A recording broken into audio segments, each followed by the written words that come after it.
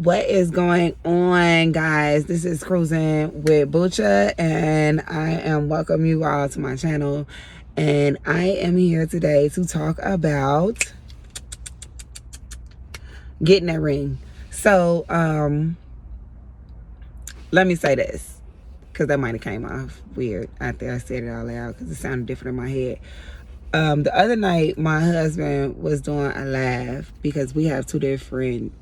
He has two different channels. One is called Cruising with Prince, and one is called Cruising with Prince World. Cruising with Prince World is more of a family page, and Cruising with Prince was more of his dominant. You get his full 100% self him. So he had a live, and he started to touch bases on when we had first met, and how as soon as he found out I was pregnant, he put a ring on it. And you know what, I was don't get me wrong, yes, he did, y'all, but y'all know how the internet can be, and y'all know how vicious some people can be, and I just didn't want my character to be displayed as if I had to get pregnant to put a ring on it. So I just wanted to give y'all the background story of that. So when we met, yes, I was young. We both were very young. And I had already had a child. She was 7 months when we met. So as time went along, we met, push kind of shove. One of our recent friends who passed, rest in peace, Most G, all day. We still love you. He was the reason why we met. And the only reason why we met was because he was dating my sister. And he wanted him to bring him to my house to come see my sister. And according to the story that I was told, he was saying like he ain't doing nothing for free. So he advertised me, y'all. And you can ask him and he'll tell you that. Anybody can tell you that. He advertised me like, gee, she got a sister. Gee, she got some big titties, she look good. She got some long, good ass, pretty hair. Like, he basically put me out there as like a sale. And I ain't know none of this was going on at this particular time. So, push come to shove, he did bring him over there. And, my sister being so into him, she instantly came outside. I'm in the house doing my thing, Like I said, I had already had a child. I'm just taking care of my child. And my sister came back in the house and was like, Monique, I need you to come outside. Like, it's a guy in the car. His name's Lucky, and he want to meet you. He into you. He want to talk to you at the BM. And at that time, I really wasn't even into it. Like, I wasn't, like, into the whole life of wanting to date or be in a date or meeting anybody new or whatever, but they just kept nagging me. So I was like, fuck it, let me just go out there so they can stop talking to me and telling me this. So I did. I went out there and I sat in the car and I talked to him, and he was giving me a nonchalant feel. He kind of was. He was into his lyrics in the paper, drinking his beer, not giving me like this off vibe, but I still went into it either, so it didn't matter. So at the end of the day, my sister and her boyfriend in the back seat, like, man, y'all need to exchange numbers. Y'all will be good for each other. We'll have to band this, and that. They like trying to sell it. So we did. And I wrote down the wrong number because I really wasn't into it. I'm being honest. I really wasn't into it. I wrote down the wrong number. And I wrote it down wrong twice. And then the last time I had wrote it, my sister was like, let me see it so I can make sure she got you the right number. And that's what fucked me up, because she knew as soon as she saw it that it wasn't the right number. So she was like, nah, she ain't giving you, she playing. So I'm going to just give you the number and y'all can just do what y'all want with it without the bam. So push come to shove, the numbers was exchanged and we did end up talking. He was very funny over the phone. I don't know. It was like he was just, it was something about him over the phone. And we used to stay on the phone like for hours and hours and hours. Like, I could do this for Hours and hours. I could do this for hours and hours. That's how it was. We used to just fall asleep on the phone together. And I remember our first date. He came and picked me up and he took me back to his house. And I had brought like DVDs. DVDs was in the time and hot, you know, at the time. Bootleg DVDs at the time. So I had some good bootleg DVDs. And I made him tacos, which was his favorite. So that was our first date. And that was, I don't know, it was different.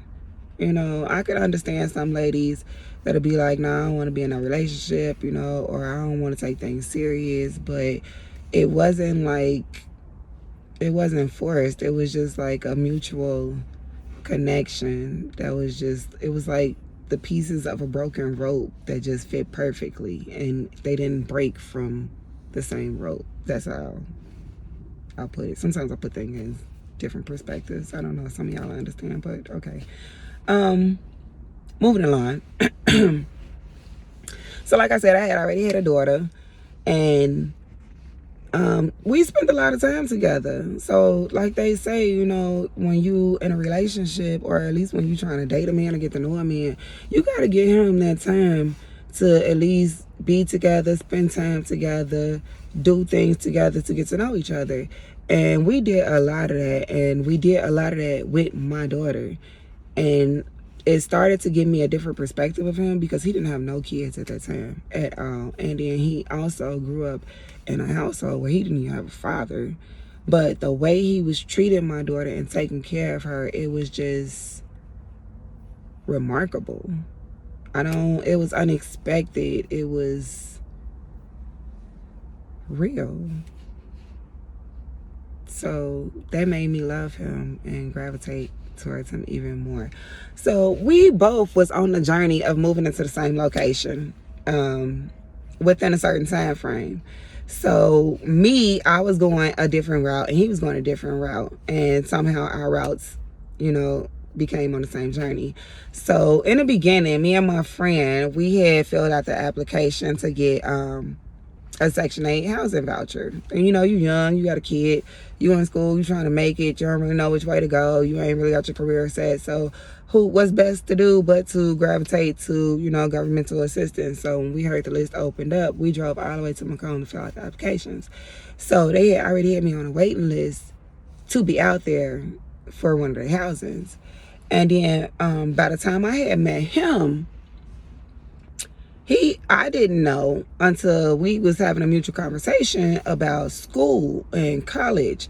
And he was telling me how he was getting ready to apply to Western University College in Macomb because one of his friends was out there. And I just was like, oh, that's crazy. You know how much of a coincidence that is? Because I just filled out a housing application out there for them, bam. And that's crazy. So that we was both sitting ready to go to the same place. And we just came up with a decision, you know, we vibed, our vibe was good. He was very well with my child. Like, we was very comfortable with each other. It was like we knew each other. So we was like, fuck it, let's just take that leap. You know, sometimes you don't ever know where life will take you and who it'll take you with unless you take that jump and open up that parachute. So we took that jump. And we both moved to Macomb together to start a new life on our own as adults and as a family. And we've been on that ever since. So while we was out there, you know, we built our home situation, going to school and everything. It was one night he went out partying. He got real drunk. This the truth. Because everybody asks, you know, how did he propose sometimes? But this is the truth. It's funny, I love it, but it's still the truth. So, he was sick. He was hungover one night. I didn't know at this time, though, why, really, though. But he had woke up, he was throwing up, he was sleeping all day. And, you know, sometimes when people don't really feel good, they have a whole attitude. So he had a whole attitude like the whole day. And I remember I had went to the store to get him some orange juice and some ginger ale. And then when I came back, I gave it to him. He had laid down a little bit more, and then he started to come to. And he was like, come on, let's go to the store. So we go to this store. It's called The Square out there where we was at. And he was like, I'm finna go to the pawn shop. I was like, okay, cool.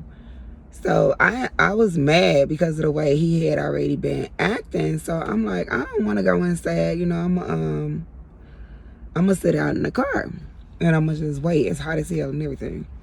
So he go inside for maybe a good 10-15 minutes. He come back out and he just opened up the driver's door and was like, if I asked you to marry me today, would you say yes? So in my head, I'm like, man, this man been playing with me all freaking day. Like, he been having attitude. He been moody. I'm hot. I'm mad. I don't got time to play these games. Like, would you just, like, I'm literally like, would you just, oh my God, can you just come on so we can go? And he like, no, I'm dead ass serious. I'm dead ass. If I sit here and I go buy you a ring out of here right now, ask you to marry me, would you marry me? So, you know, me, well, maybe you don't know me, but this me. All right, you know, I already told him stop playing with me. Okay, now if this is the route he want to go, then let's just play the route, because either way it go, I'm not gonna stop. It's not gonna stop him from making me feel like he playing with me, because he won't stop. So let me just go give him the scenario that he looking for. So I'm like, all right, come on, let's go out. Let's go in there. Let's go. He like, all right, come on, get out the car. Go inside. He like, pick out any ring in the cage. So I'm like, okay, because I still think he playing with me. I'm finna pick out the biggest ring I see up in this cage. I mean, the biggest one that I like to my liking. I'm looking. How much is this one? Okay, no. Oh, I ain't even see this one right here. How much is this one? Can I see it? Oh, that is so nice. Yeah. Okay. No. Okay. One more. I'm sorry, sir. Because no, he's like, no. Take your time. I said, okay. Well, since I can take my time, can I see both of these right here? This one and this one. Okay. Yeah. Now let me see. Okay. Okay. Now can I see the other one? Yep. Okay. I like this one. I like this one. I want this one. I want this one right here. Yeah. Yeah. You like that one? I want this one. Yep. You gotta put it in. You need to put it in a box or something. Okay. Okay. All right. Yeah. Yep. Put it in a box. Put it in a box. Yep. Sure did. Oh, okay. Get to the register. He actually paid for it, y'all. He actually paid for it. I was shocked. Whole ride home, I'm sitting here like, is this nigga sick?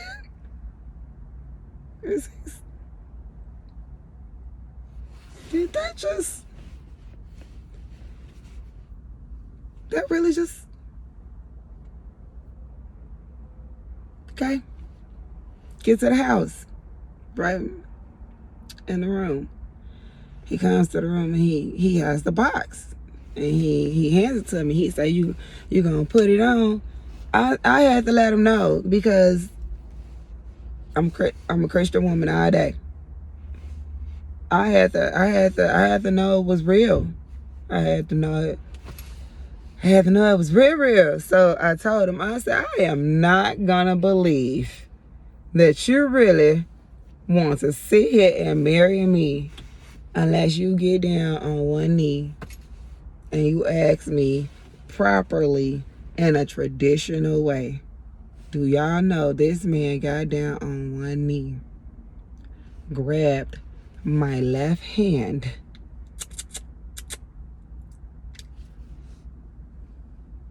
and put that ring halfway on and asked that question, and then put it all the way up. Girl, it was like, at that moment, I was like, this is real. It's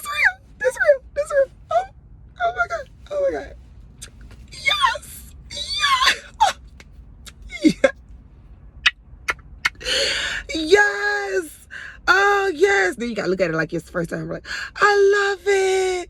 Oh, oh my,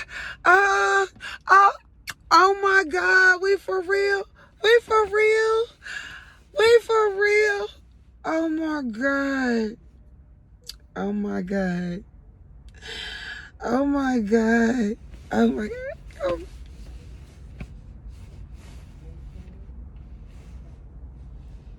Look, Kayla, look.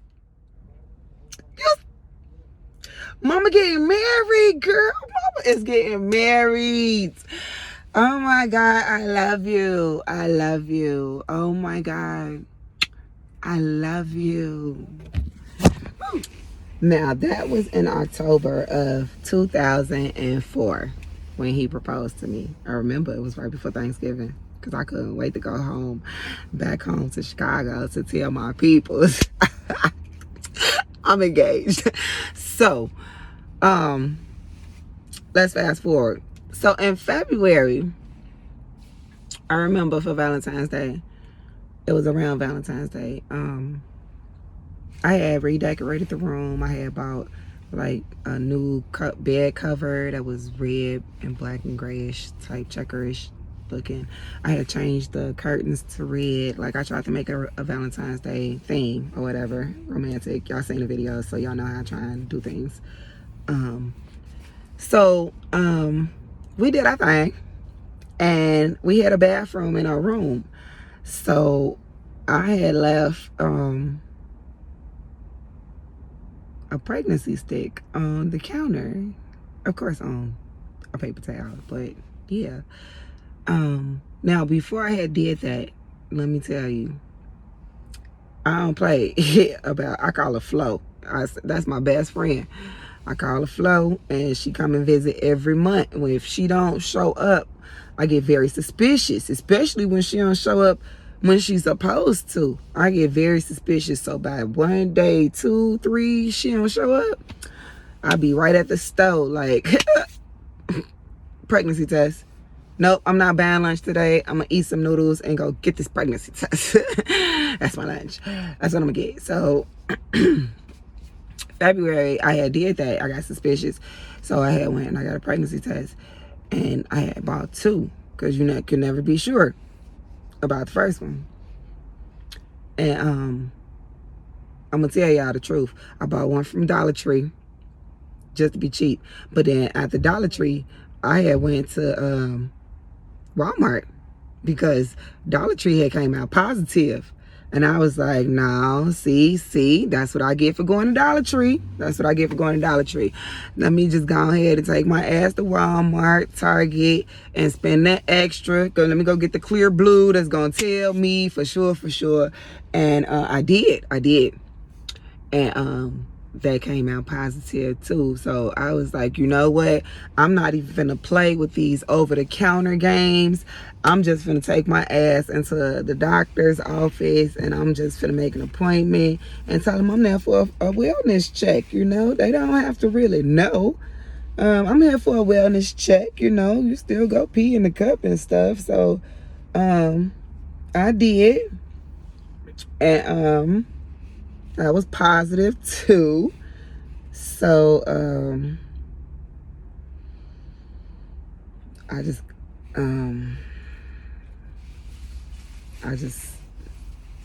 took reality and faith into the hands of what it was. And I had created a moment to tell him. Didn't know how it was going to come out. Didn't know how he was going to react. But I still wanted to create like that subtle environment moment to tell him. And since it was around Valentine's Day, I thought it was the best opportunity to take advantage of to create a romantic, subtle moment to tell him instead of being in a more hostile or I'm upset or popcorn, hey, I'm pregnant type thing. So, and it was funny, y'all, let me tell you, because when he went to the bathroom, I think he was taking too long, so I made up some excuse, like, can you go get me some tissue or something from out the bathroom? And he went in there and he turned the light on, and it must have took him a minute, because all I remember him saying was, Monique, what the fuck is this? um, and I had the whole, just like I laughed down. I really wanted to laugh like that, but I had to compose myself. So I was like, what are you talking about? What you mean? You know, I'm not even in there. I don't know what you're looking at. I don't know what you're talking about. What you talking about? He's like, what the fuck is this shit on the counter? I was like, I don't know what it say. And he was like, man, is this shit say you pregnant? I said, man, you know, if that's what it say, yeah, that's what it say. And he was like, man, stop playing with me, stop playing with me. So because I didn't really want to play with him, and I wasn't really trying to prolong it like that, like, it is what it is, whatever the outcome gonna be. I had to tell him, like, no, I'm not playing. I went and got the doctor papers, and I showed him. So he saw it. He saw it was all legit. And he was like, I swear, y'all, he was so happy. He was so fucking happy. He was so happy. He got up, got dressed, and went out with his boy to celebrate the fact that he was finna be a father for the first time. I wish we had YouTube, or I wish we had like video captures on our phones back in the day like we do now, because if I could have captured that moment, y'all, I would have captured that moment. And yeah, good man. We have some real special moments sometimes. And since then, it's been 20 years, y'all. This year, it will be 20 years. 2 freaking decades. That is, ooh, so long. You don't even hear marriages that last that long anymore. And that's crazy. And you know what? I'm not gonna lie. Every now and then I run into older couples and they tell me that they've been married for 30, 40, 50 plus years, especially when we be on cruises and they have the game that they call love and marriage. And you definitely can see, because one of the questions they ask is who have been married the longest. And they put them on stage and you can see the chemistry, you can see the history, you can see the love. And that amazes me, and that sometimes gives me strength to move on, because every marriage is not perfect. It's really not. And there is nobody, and if it is, please point it out and tell me and let me know. Inform me. Shoot, let me go talk to them, because I don't know no marriage that has not went through an argument, a struggle, separation, or any of that. It takes a lot of hard work and dedication for both of y'all to be able to make things stick together like glue. And does nothing better make things stick like glue than the Almighty God. He always have to be wrapped in there. You have that triangle. You one corner, he one corner, and God is always in the center. Y'all better make it work regardless. And I love that man to death. I should tell him that, huh? I don't know. I don't know. Or should I? Should I tell him? His head might blow up. He deserved to know, though. I'm gonna tell him.